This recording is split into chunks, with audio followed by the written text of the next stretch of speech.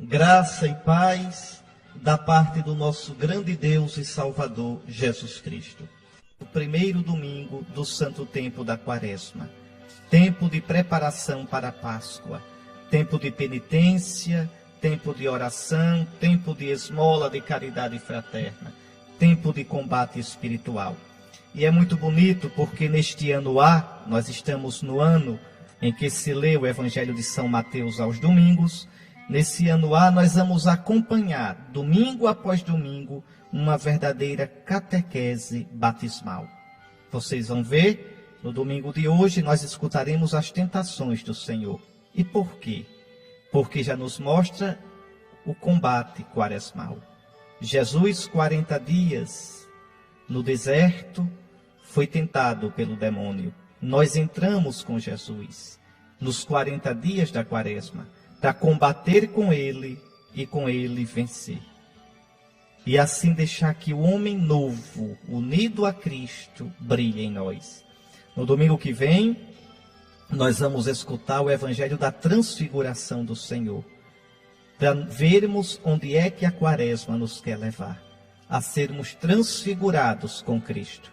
Combatemos o demônio, combatemos o pecado, primeiro domingo da Quaresma, para sermos transfigurados com Cristo, pela sua morte e ressurreição. Será o domingo que vem.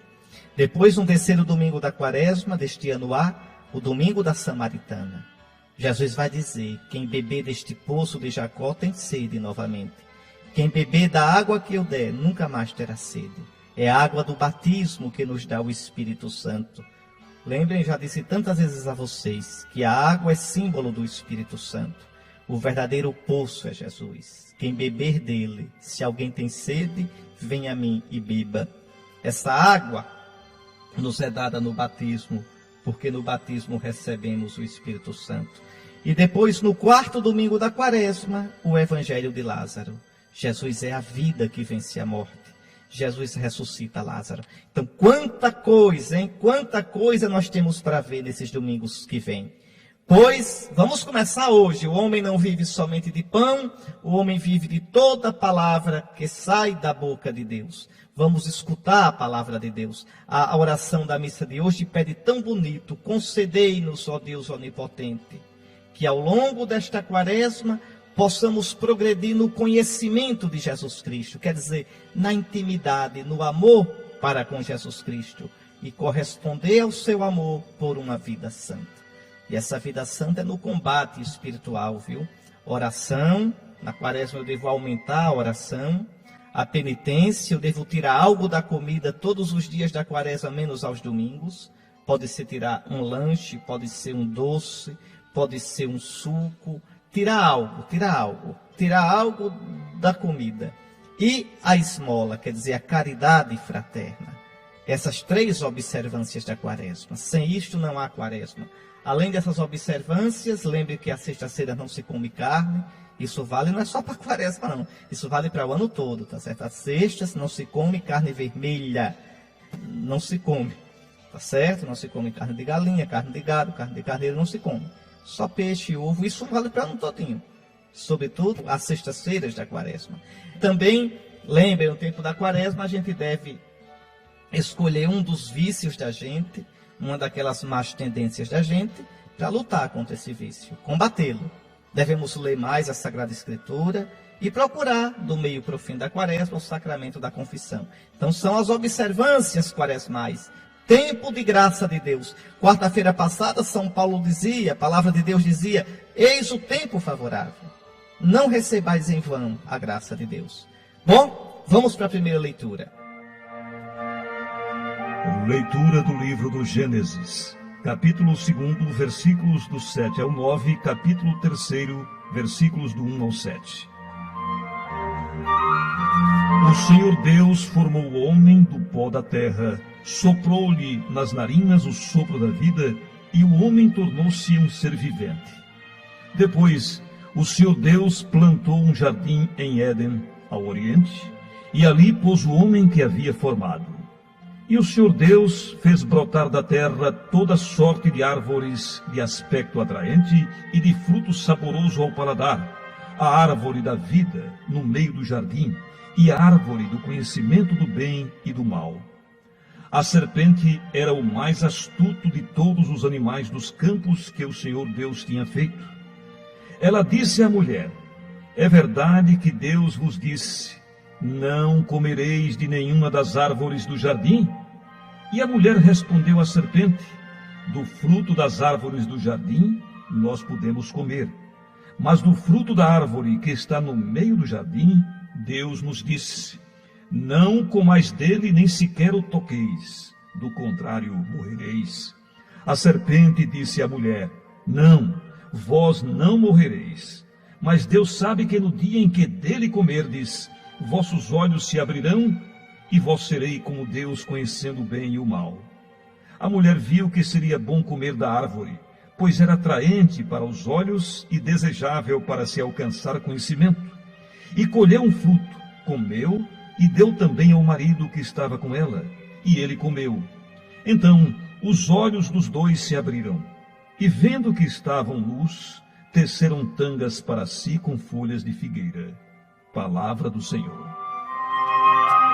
Graças a Deus pela sua santa palavra. Meus irmãos, que leitura bonita esta. As leituras da Quaresma são mais compridas, porque é um tempo no qual a gente deve se alimentar mais da palavra de Deus. Vamos lá. A gente tem aqui na leitura de hoje a narrativa do pecado original. É claro que os primeiros capítulos do livro do Gênesis não são história no sentido de jornalismo. São contos como as parábolas de Jesus, para nos explicar o sentido da vida, o porquê a vida é assim e qual o plano de Deus para a nossa vida. Então vamos acompanhar, se você tiver com a Bíblia aí, acompanhe porque vale a pena. É o capítulo 2 do livro do Gênesis, a partir do versículo 7. O Senhor Deus formou o homem do pó da terra. É isso mesmo. A nossa raça, como todos os outros seres, vem da terra. A gente tem tanta coisa igual aos outros animais. Muitos dos nossos instintos, muitas das nossas percepções sensoriais, muito do dinamismo da nossa vida vegetativa é igual aos animais. O Senhor Deus formou o homem do pó da terra. O homem é pó, o homem não é Deus. Era o que a igreja dizia na quarta-feira de cinzas. Lembra-te que és pó, e ao pó has de tornar. Tu não és Deus, ó homem. Tu não és Deus. Tu és pó. Tu és tão débil. Tu és tão frágil. É pela graça do Senhor teu Deus que tu és alguma coisa de verdade. Por isso a Escritura diz, olha, o Senhor Deus formou o homem do pó da terra, soprou-lhe nas narinas o sopro da vida, e o homem se tornou um ser vivente. Então, o homem é corpo, o homem vem do pó da terra, é instinto, e o homem é alma, tem um nefesh. O que é nefesh? Em hebraico, nefesh, em grego, psique, em latim, ânima, em português, alma. O homem tem uma vida e uma vida inteligente. Então, o homem é corpo, é bazar, é carne, é soma, em grego, corpo, e o homem é nefesh, em hebraico, psique, em grego, ânima, em latim. O homem é vida. Mas não uma vida qualquer, vida inteligente. Mas isso não basta. Não basta, olha, ser só corpo e alma não basta. Isso é o que São Paulo vai chamar de homem psíquico. É o homem na altura somente da sua inteligência. É preciso que o homem passe disso e seja homem cheio do Espírito de Deus. Vamos ver o que vai acontecer. Então Deus nos dá esse Espírito em Jesus Cristo. Mas escutem só, Deus então criou o homem do pó da terra e soprou-lhe nas narinas o sopro de vida, a vida inteligente. Depois o Senhor Deus plasmou um jardim em Éden ao oriente e ali pôs o homem que havia formado. O Senhor Deus fez brotar da terra toda sorte de árvores, de aspecto atraente e de fruto saboroso ao paladar. Então Deus não pensou o mundo para ser um inferno. Deus não pensou o mundo para ser um caos. A Escritura diz de um modo poético, bonito, que Deus quer a nossa felicidade, que Deus criou o homem e o colocou num pomar. Esse jardim é um pomar, com água, com alimento, para o homem ser feliz. A própria natureza, a própria criação, ela revela a bondade de Deus. Os céus proclamam a glória de Deus e o firmamento a obra das suas mãos.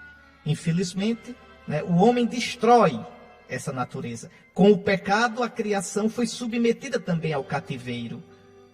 Mas, escute só, e Deus coloca no meio deste pomar 2 árvores. Eita, aqui é que está o nó da história. No meio da vida do homem, no meio do coração do homem, Deus coloca 2 árvores. A árvore da vida. Que vida é essa? A vida divina. A vida que não é só corpo e alma. A vida que não é só uma vida inteligente, é a vida bem-aventurada, a vida imortal, a vida eterna, a vida que só Deus tem, a vida divina. Deus colocou no meio do paraíso esta árvore que dá o fruto da vida. Preste bem atenção. E colocou uma outra árvore, a árvore do conhecimento do bem e do mal. A árvore do direito de decidir por si mesmo o que é bem e o que é mal. Escute só. E você já sabe que Deus proibiu a gente de comer dessa árvore, do conhecimento do bem e do mal. O que quer dizer isso? O homem não tem o direito de decidir o que é bem e o que é mal.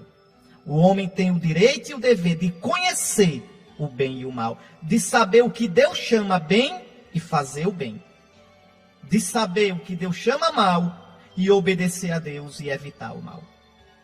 Deus proíbe o homem de decidir por si, por exemplo, que abortar é bem, que trair é bem, que matar é bem. O homem não pode fazer isso. O homem deve saber o que Deus chama de bem e deve fazer, e o que Deus chama de mal e deve evitar. Então Deus coloca essa árvore e coloca a árvore da vida. E proíbe o homem de comer do fruto da árvore do bem e do mal. Se o homem obedecer, Deus vai dar outro fruto a ele, da outra árvore, da árvore da vida. O homem vai ter a vida plena. O homem vai ser amigo de Deus a vida toda. O homem vai ser feliz. Mas o que aconteceu? Entra aí um personagem miserável, a serpente. A serpente era o mais astuto de todos os animais dos campos que o Senhor Deus tinha feito. Por que é que a Bíblia coloca aqui no Gênesis o diabo com a forma de serpente? Claro que foi o diabo da serpente, né? A serpente não é o diabo, a serpente é um animal criado por Deus. Mas por quê? Porque na época em que foi escrito este texto, de que época é este texto do Gênesis? É do século X, mais ou menos, antes de Cristo. Então, naquele tempo, Israel era muito tentado pelos cultos idolátricos dos cananeus. E a religião cananeia tinha como símbolo, muitas vezes, a serpente. A serpente como símbolo da fertilidade. E a serpente, pelo jeito dela de andar, se quebrando toda, dá a ideia de quê? De ser traiçoeira, de se insinuar, de ser astuta. Então, por isso, o autor sagrado usa a serpente como símbolo do diabo. Quer dizer, cuidado, porque nesses cultos cananeus que tentam vocês tanto, que seduzem vocês tanto, nesses cultos está presente o diabo. Então, por isso a serpente aqui faz o papel do diabo. Tá certo? Então, a serpente disse à mulher: é verdade que Deus disse, não comereis de nenhuma das árvores do jardim? Observe como o diabo é safado, como o diabo é mentiroso. Deus permitiu que o homem comesse de todas as árvores do jardim. Só proibiu que comesse da árvore do conhecimento do bem e do mal. Veja como a serpente distorce. É verdade que Deus disse, não comereis de nenhuma das árvores do jardim. A serpente, como quem não quer nada, dando uma de amiga, de preocupada com o homem, ela quer colocar no coração do homem a desconfiança de Deus. Está vendo? Deus castra a gente. Deus corta a liberdade da gente. Veja, a serpente, como quem não quer nada, com cara de preocupação, de bondade e de verdade, diz uma mentira. Deus não tinha proibido de comer todos os frutos. Aí a mulher cai na besteira de conversar com a serpente. Respondeu a serpente: Meu irmãozinho, minha irmãzinha, com o diabo ninguém conversa. O que é conversar com o diabo? É ficar remoendo no coração, dando trela a pensamentos contrários a Deus, de desconfiança. É ficar enchendo a cabeça com o que dizem as novelas, o que insinuam os inimigos de Deus. Então eu vou começar a conversar com o diabo.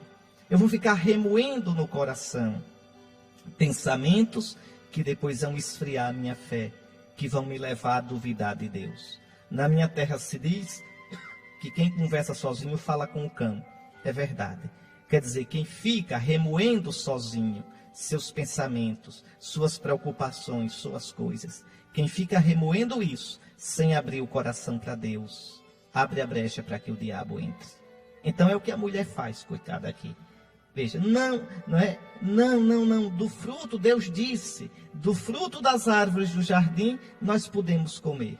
Mas do fruto da árvore que está no meio do jardim, da árvore do conhecimento do bem e do mal, Deus disse, não comais, nem sequer o toqueis, do contrário morrereis. Quer dizer, do contrário perdereis a vossa vida, perdereis o vosso rumo, perdereis o sentido da vossa existência. Quando o homem ultrapassa os limites que Deus lhe deu e faz como quer, e a gente hoje está fazendo isso, o homem está fazendo isso. O homem não respeita mais a Deus. Ele quer interferir na criação do próprio homem, então vamos para o laboratório fabricar menino, quero o menino de olho verde, quero o menino de olho azul, não tenho filho, mas tenho o direito de ter filho, então vamos fazer fecundação artificial, pegando o que sobrou de embriões e colocando lá numa estufa. Veja só, brincando de Deus, não é? Nasci homem, não quero mais ser homem, quero ser mulher, mudo de sexo, faço como eu quero, né? O casamento não é mais o que Deus sonhou, um homem e uma mulher. Não, a gente faz como a gente quer. A gente é Deus, a gente é dono do bem e do mal. Para que escutar a Escritura? Todo mundo fala na palavra Deus, mas o Deus da minha cabeça. Vi um dia desse, eu estava vendo, eu já disse aqui, programa de televisão, aí entrevistando um artista, um cantor. E você crê em Deus? Creio, mas o Deus não de alguma religião. Claro, todo mundo aí bate palma, que beleza, olha, Deus sim, religião não. Ora, que Deus é esse? Deus nenhum, Deus da minha cabeça. O Deus que eu faço como eu quero. Não, o Deus verdadeiro nos falou. O Deus verdadeiro nos falou na Sagrada Escritura. O Deus verdadeiro é aquele que se revelou em Jesus Cristo. O Deus verdadeiro é aquele que em Jesus fundou uma igreja e está presente na força do seu Espírito e fala nessa igreja, a Igreja Católica. Então não diga que crê no Deus verdadeiro, se você só crê no Deus da sua cabeça, do seu jeito. Não obedece os mandamentos do Senhor, não obedece às orientações, os preceitos da igreja. Então você não crê de verdade. Cuidado, meus irmãos, não é qualquer Deus, não é qualquer Deus. Mas o homem de hoje se julga Deus e faz do seu jeito. Mas a mulher lembra a serpente. Deus disse, no dia em que comerdes desse fruto, morrereis. Quer dizer, perdereis o rumo, perdereis o sentido da vossa vida. Aí o que é que o diabo diz? A maior mentira. Não, vós não morrereis. Não, podeis fazer como quiser, olha, a vida é vossa. A vida é vossa. Deus não tem que cortar vossas asas, não. Esse Deus é invejoso da vossa felicidade. Esse Deus vos trata como crianças, como escravos. Não morrereis. Deus está com medo, com inveja de vós. Deus sabe que no dia em que comerdes desse fruto, vossos olhos se abrirão. Vós sereis como Deus, conhecendo, donos do bem e do mal. Pronto. Para que respeitar os limites? Não. A vida é vossa. Deveis fazer como bem quereis e entendeis. A mulher viu que seria bom comer da árvore, pois era atraente para os olhos e desejável para alcançar conhecimento. O pecado nunca parece feio. Se o pecado aparecesse feio, ninguém pecava. O diabo nunca parece feio. Se a gente visse o diabo feio, corria dele. Veja, o mistério do pecado é um mistério de sedução, de mentira, de engano. Parece bom, parece atraente, parece interessante, e aí você cai. Pois bem, a mulher então comeu do fruto e deu ao seu marido. Então, desde o começo, qual é o pecado da humanidade? Qual é o pecado mais profundo, meu e seu, que gera todos os outros pecados? Qual é o pecado original, radical, na raiz de todo outro? É o pecado de querer ser o Deus da gente mesmo. É o pecado de fazer de acordo com a nossa cabeça, achando que a gente pode decidir o que é bem e o que é mal. Que a gente sabe mais do que Deus o que é bem e o que é mal. E esse pecado não é de uma pessoa só, é da humanidade toda. A mulher come, seu marido come também. É um pecado da humanidade. Bom, como o diabo gosta de mentir dizendo meia verdade, porque se dissesse uma mentira toda a gente não acreditava. O diabo sempre engana a gente com uma meia verdade. O diabo não disse, olha, no dia em que comerdes, vossos olhos se abrirão e sereis como deuses. Duas coisas, vossos olhos se abrirão e sereis como Deus. Muito bem, comeram, os olhos dos dois se abriram, só que não são deuses, e viram que estavam nus, ou seja, não são deuses. É o que acontece ainda hoje.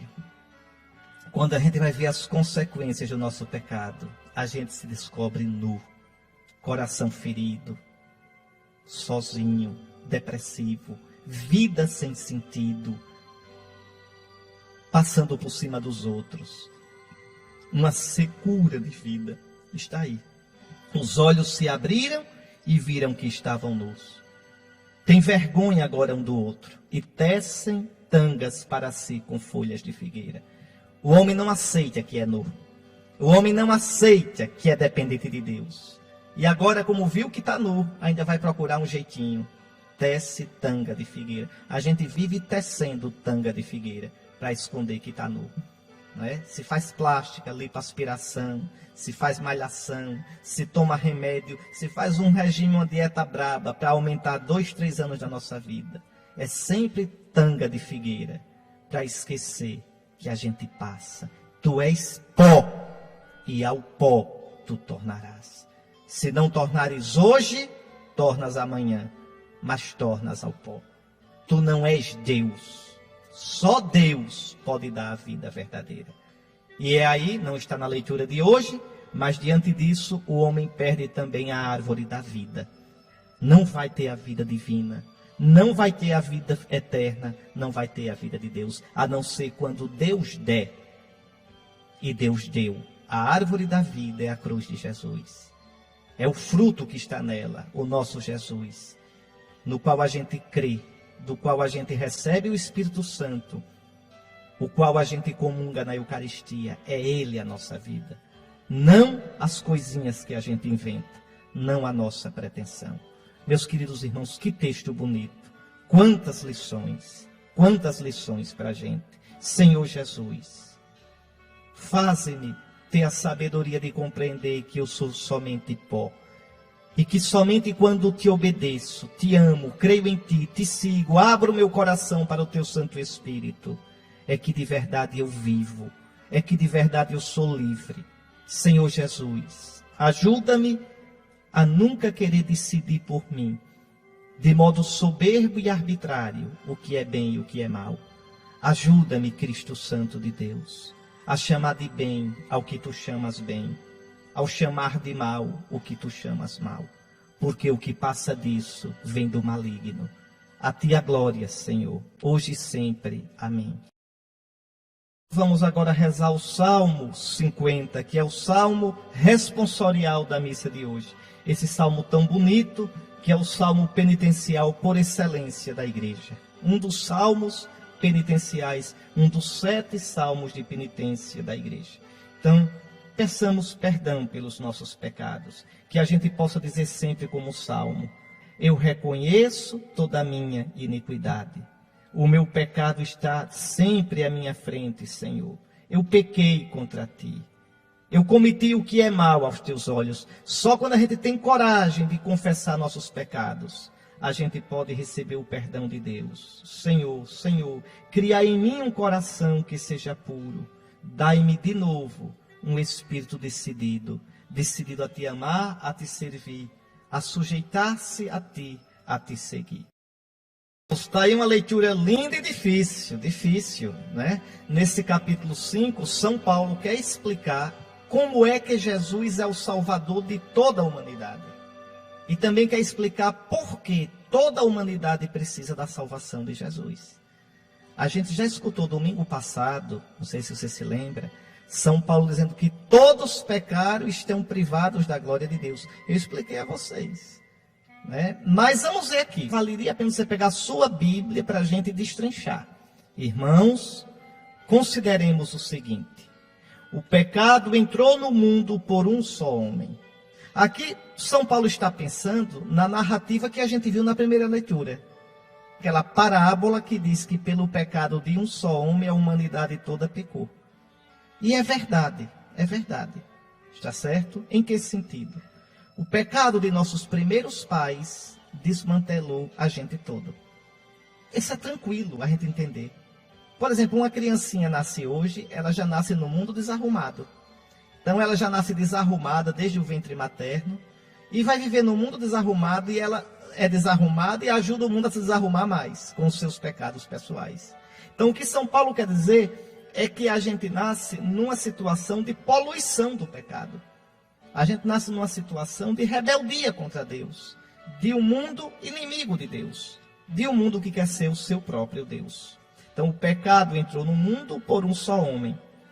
Através do pecado entrou a morte, e a morte passou para todos os homens, porque todos pecaram. Todos pecaram, ou seja, a nossa situação é uma situação de pecado. Por que é que São Paulo diz que a morte entrou no mundo pelo pecado? Será que a gente não morreria, não teria morte? Viveríamos aqui para sempre se não houvesse pecado? Não, não é isso que a palavra de Deus está dizendo. O que São Paulo quer dizer é que essa vida de morte, essa vida de tristeza, de angústia, de violência, de crack, de adultério, essa vida com as paixões desarrumadas dentro da gente, essa vida na qual a gente muitas vezes não vê sentido para ela, e depois a morte como a gente experimenta hoje, a morte como tristeza, a morte como separação, a morte como pulo no escuro, no desconhecido, não era para ser assim. Essa situação nossa hoje é consequência do pecado. Se a gente não tivesse pecado, a gente viveria aqui para sempre? Não, a gente foi criado para Deus. A gente partiria para Deus. Só que essa partida não teria o gosto que tem hoje. O gosto de morte. O gosto de negatividade. O gosto de salto no escuro. O gosto de quebradura. Quebradura da união entre corpo e alma. Quebradura da minha união com o mundo, com os outros, com minha vida. Então é isso que é consequência do pecado. O modo como nós vivemos a vida. O modo como nós experimentamos a vida. Então através do pecado entrou a morte. E a morte passou para todos os homens porque todos pecaram. Isso mesmo, todos pecaram. Qual foi o pecado original de nossos primeiros pais? O nosso pecado original. Dizer a vida é minha, eu faço como eu quero. Eu decido por mim o que é bem e o que é mal. Nós somos conhecedores do bem e do mal. Aquilo que eu expliquei na primeira leitura. Então, porque eu me julgo Deus, porque eu me acho dono do bem e do mal, eu digo, não servirei, não obedecerei. Não aceitarei um Deus que me diz o que eu devo fazer. Então, é esse o pecado original. Depois São Paulo diz uma coisa difícil, olha. Na realidade, antes de ser dada a lei de Moisés, não havia pecado no mundo. Então, porque São Paulo diz o seguinte, só pode existir pecado se eu conhecer a lei que me proíbe de pecar. Então, como é que eu posso pecar se eu não conheço os mandamentos que dizem o que é certo e o que é errado? O pecado não pode ser imputado quando não há lei. Ora, mas Moisés viveu 1250 anos antes de Cristo. E antes não havia pecado não? Olha o que São Paulo diz. No entanto, a morte reinou, desde Adão até Moisés, mesmo sobre os que não pecaram como Adão. O que quer dizer isso? Preste bem atenção. Atenção. Eu já expliquei um pouquinho disso no domingo passado. Com Moisés, o povo de Israel recebe a lei. A lei dá os preceitos. Faça isso, não faça isso. Não é verdade? E quem desobedece à lei peca. Adão recebeu um preceito também. Qual foi o preceito? não comerás do fruto dessa árvore. Muito bem. E os homens que viveram depois, sem lei, como é que eles pecaram? É verdade, eles não tinham um preceito dado numa lei. Deus não falou com eles com um preceito como deu a Adão. Não comas do fruto da árvore. Deus não falou com eles como falou com o povo de Israel, dando os 10 mandamentos. Mas Deus falou pela voz da consciência. A nossa consciência diz, faze o bem, evita o mal. Faze isto, evita aquilo. Então não tem jeito. Com lei ou sem lei, o homem tem na sua consciência o sentido do que é certo e do que é errado, e deve seguir, e não seguiu. Está lá no capítulo 1, no capítulo 2 da carta aos Romanos. De modo que tanto o homem pecou com a lei, com o preceito, como também pecou antes da lei de Moisés, sem o preceito, mas tinha a voz da consciência e pecou, e desobedeceu a voz da consciência. De modo que todos pecaram. Então, vamos agora entender. No entanto, a morte reinou desde Adão até Moisés, mesmo sobre os que não pecaram como Adão. Por que não pecaram como Adão? Porque Adão pecou desobedecendo a um preceito. Não comerás o fruto da árvore. E o resto da humanidade pecou. Não como Adão, desobedecendo a um preceito dado por Deus, na lei. Num preceito, num mandamento. Mas pecou porque desobedeceu a voz da consciência. A consciência pela qual Deus fala. Então, todos pecaram. Não é isso? E depois a Escritura diz que Adão é imagem daquele que devia vir. Por que que Adão é imagem de Cristo? Porque com Adão começa a velha humanidade. Com Cristo vai começar a nova humanidade.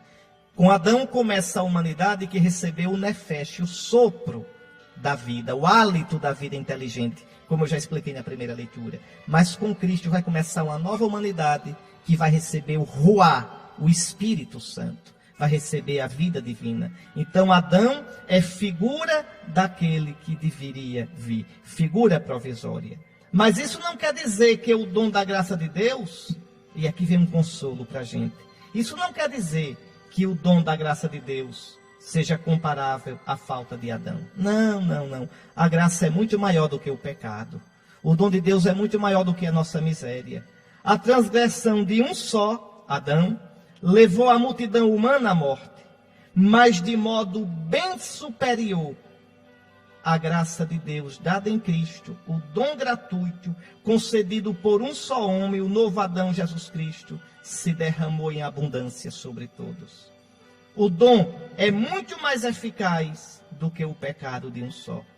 Se a partir do pecado de um só, o julgamento resultou na condenação de todos, o dom da graça, a obediência de um só, Jesus, na árvore da cruz, redundou em salvação para todos nós. São Paulo diz aqui uma frase difícil. O dom da graça frutifica em justificação a partir de inúmeras faltas. Quer dizer, mesmo com as nossas tantas faltas, com os tantos pecados do homem, a cruz de Jesus, a cruz, mostra esse pecado. O homem pecou tanto a ponto de matar Jesus. O pecado de matar Jesus é o resumo de todos os pecados do mundo. E Jesus na cruz, na árvore da cruz, pela sua obediência, apaga a desobediência do primeiro Adão, dita na árvore do paraíso. E assim, nós temos a salvação. Por um só homem, pela falta de um só homem, a morte começou a reinar.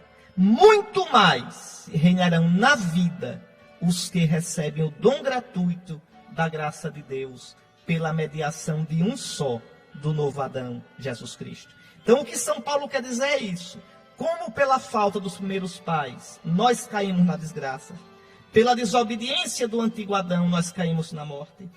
Pela obediência do novo Adão, Jesus Cristo, muito mais, nós teremos a vida. Pecado não é mais forte do que a graça. É o contrário. A graça é mais forte que o pecado. A vida é mais forte que a morte. O dom que Jesus nos dá é maior do que a maldade do pecado humano. Com efeito, como pela desobediência de um só homem, a humanidade toda foi estabelecida numa situação de pecado, assim também, pela obediência de um só, Jesus Cristo, toda a humanidade passará para uma situação de justiça, quer dizer, de santidade. Agora veja que coisa interessante. Jesus já salvou a humanidade? Já. Na sua cruz e ressurreição. Jesus já abriu o caminho do céu? Já. Pela sua passagem pela morte e entrada no céu. Então nós todos estamos salvos. Jesus nos salvou. Mas isso não quer dizer que eu estou salvo. Eu tenho que aceitar essa salvação. Receber essa salvação. Como é que eu recebo a salvação? Como é que eu aceito a salvação? Eu disse domingo passado. Pela fé em Jesus. Crendo em Jesus, eu recebo a salvação. Mas como é a fé? É só dizer eu creio? Não. Eu creio, então recebo o batismo e passo a viver uma vida de seguimento a Jesus na igreja. Eu expliquei isso domingo passado. Tive fome, não me deixe de comer. Tive sede, não me deixe de beber. Então você não crê. Então veja, a porta está aberta. Por isso a quaresma. Eu preciso do combate espiritual para que de verdade eu viva a fé em Jesus. Por isso a necessidade da oração, da penitência, da esmola, do combate aos vícios, da confissão dos pecados, da prática dos sacramentos. Para que essa vida que Jesus trouxe, que é superabundante, que ultrapassa o pecado de Adão, que ultrapassa e vence a morte, que o pecado original nos trouxe, eu possa receber essa vida. Meus queridos irmãos, durante toda a quaresma a gente reza assim, de manhã cedo a igreja nos faz rezar. Cristo por nós foi tentado, sofreu e na cruz morreu, vinde todos adoremos. É isso mesmo, Jesus foi tentado. E Santo Agostinho diz que ele foi tentado como nós, para vencer e nos ensinar o caminho da vitória. Então, se Nosso Senhor combate, nós também temos que combater. Vamos acompanhar o evangelho de hoje. O Espírito conduziu Jesus ao deserto para ser tentado pelo diabo. É danada essa afirmação. Veja, Jesus foi ao Jordão, João o batizou, o Espírito Santo desceu sobre ele. E agora o Espírito começa a impulsioná-lo, a guiá-lo, durante toda a sua vida, até que ele entregue o Espírito na cruz. Pai, nas tuas mãos entrego o meu Espírito. Primeira coisa que o Espírito faz depois de ungir Jesus é levá-lo para o combate espiritual. É o Espírito Santo que sustenta o nosso combate. É o Espírito Santo que nos faz dar testemunho de Deus, mesmo no combate. Então, o Espírito leva Jesus para o combate do deserto. É o combate da quaresma de Jesus. É a nossa quaresma. Jesus combateu e você não quer combater. Jesus, o Santo, teve que enfrentar o demônio e você pensa que pode passar pela vida tranquilo sem enfrentá-lo. Oh, que ilusão! Oh, que ilusão! E é um combate. Jesus jejuou durante 40 dias e 40 noites. É interessante. O Evangelho diz que Jesus rezou. E você não quer rezar, acha que não precisa. Jesus passava noites em oração. E você não quer rezar todo dia. Jesus rezava buscando a vontade do Pai. E você acha que sem rezar pode caminhar com Deus. Ou ilusão. Jesus foi para o deserto e jejuou, fez penitência para combater o mal. E você acha que pode tranquilamente, sem fazer penitência, sem se mortificar, comendo chocolate numa boa, bebendo, fazendo tudo o que quer, enchendo a cabeça com Big Brother, com televisão. Você acha que assim pode voar para Nosso Senhor? Não voa nada. No máximo um voozinho de galinha, a coisa mais feia do mundo, desengonçado. E voa e cai, não vai para canto nenhum. Não, meus irmãos. Então, a oração, a penitência, o amor fraterno, amai como eu amei de Jesus, são as práticas da quaresma. Não é brincadeira, não é? A vida espiritual, ela só cresce no combate. A gente vive num mundo em que a gente se preocupa em malhar o corpo. A academia hoje dá dinheiro. Todo mundo, eu acho tão interessante, né? Só ver os meninos passarem, a toalhinha na mão, a garrafinha d'água para a academia. Vai rezar o rosário, né? Vai cumprir a devoção. Antigamente a gente ia fazer a nossa oraçãozinha diante do Santíssimo. Agora vai fazer a oraçãozinha diante da máquina. Vai adorar o ídolo corpo. Todo dia esse batido. Malhar o corpo todo mundo malha. E malhar a alma. E malhar o coração para ser de Nosso Senhor. Corpos malhados, almas fora de forma. Oh, meu Jesus, mas passa a força do corpo, passa o vigor do físico, não tem jeito. Tu és pó e ao pó tu tornarás. Só se tu abrires o teu coração ao Espírito de Deus, é que tu viverás para sempre. Quando é que a gente vai levar isso a sério, meus irmãos? Quando é que a gente vai aprender isso? Pois bem, Jesus combateu durante 40 dias e 40 noites, jejuou. Jejuou. Na quaresma, tu deves fazer a penitência na comida, tirar algo da comida. E depois disso, teve fome. Então o tentador aproximou-se e disse a Jesus: se és filho de Deus, é sempre assim que o diabo faz. Vai como quem não quer. Vai como quem está a nosso favor. Jesus, você é mesmo filho de Deus, Jesus? Você não é o filho de Deus? Então, Jesus, coragem, acaba com esse negócio de jejum, homem. Você não é filho de Deus? Transforme pedra em pão que você pode. É isso que o diabo quer dizer. Veja, sempre o diabo vai como quem é nosso amigo. Nos engana, nos seduz. Mas não engana Jesus.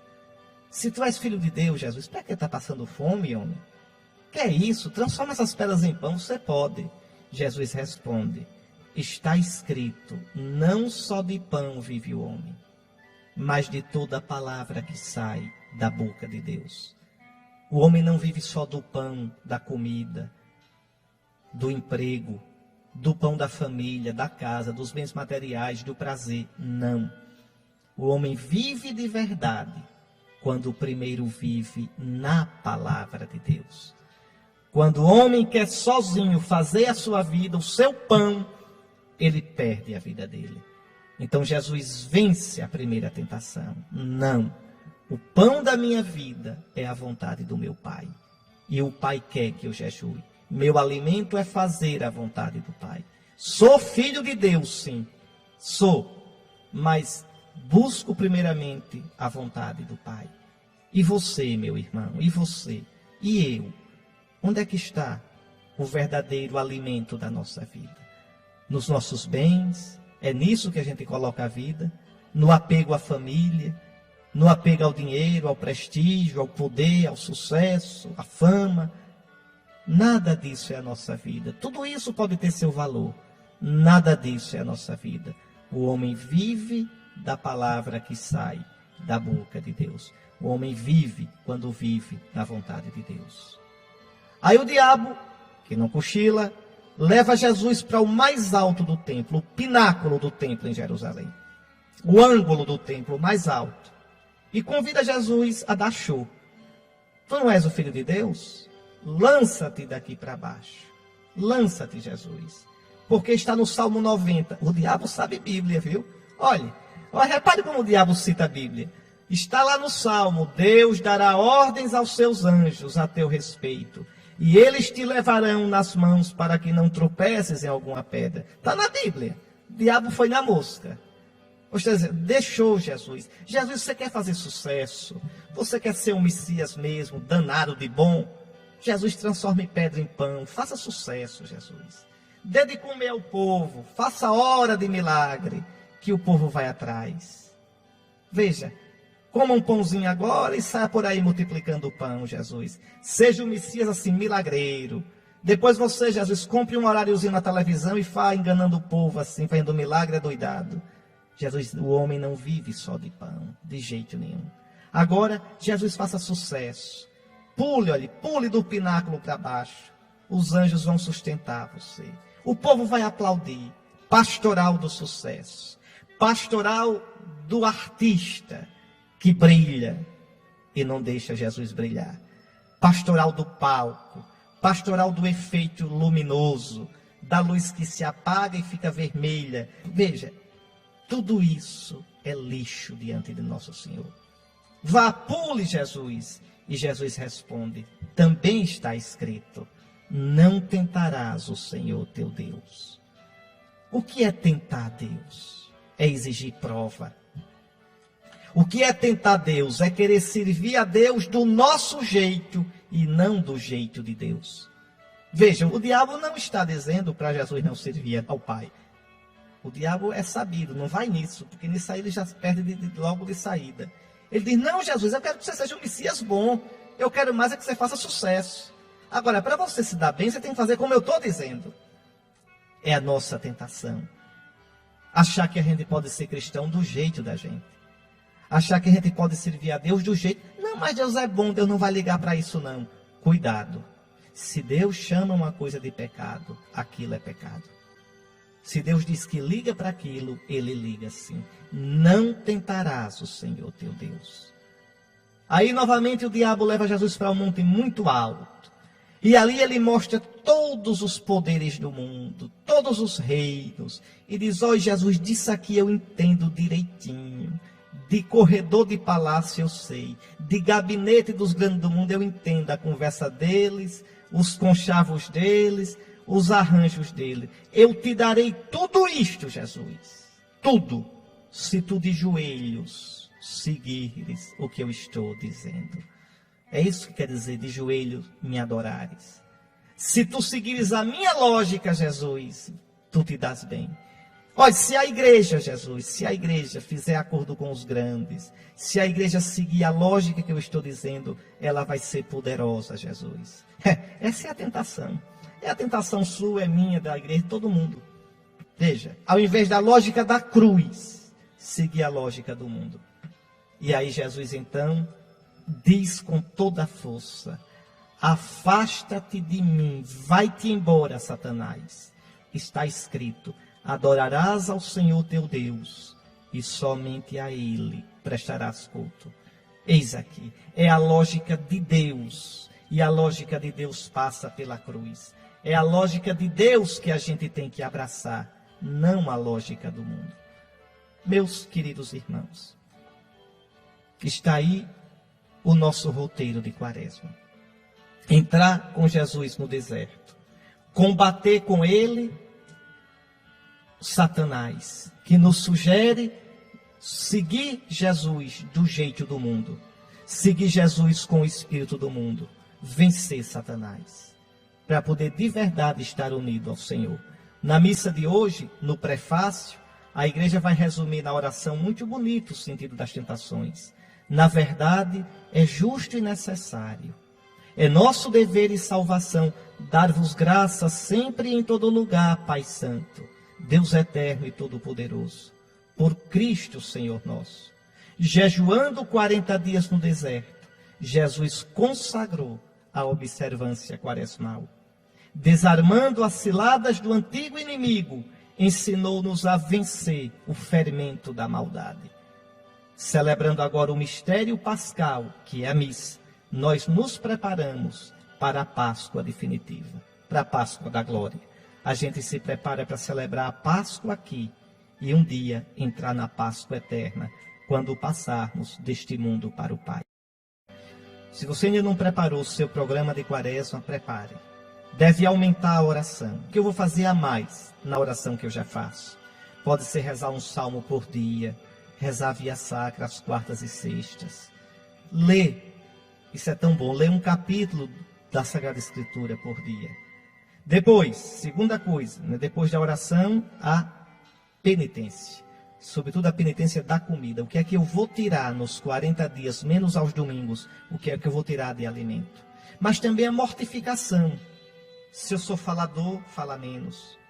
Se eu sou curioso, mortificar a curiosidade. Evitar novelas. Veja o que você deve fazer para se mortificar. Depois a esmola, quer dizer, a caridade fraterna. O que eu devo fazer para abrir meu coração para o meu irmão. Melhorar em casa, melhorar no trabalho, me aproximar de quem anda afastado, perdoar aquele que me ofendeu, visitar um doente, visitar um preso. O que mais eu posso? Ajudar quem está precisando, dar esmola. Abrir o bolso que é o órgão mais sensível do corpo humano. Oração, penitência e esmola. Depois escolher um vício, um defeito, um hábito ruim que eu tenho, um costume ruim para combater durante a Quaresma. E é bom também escolher algum livro para ler, como leitura espiritual. Eu sugiro sempre a imitação de Cristo, não vou deixar de sugerir nunca. Então procure viver bem a Santa Quaresma. E do meio para o fim da Quaresma se confessar.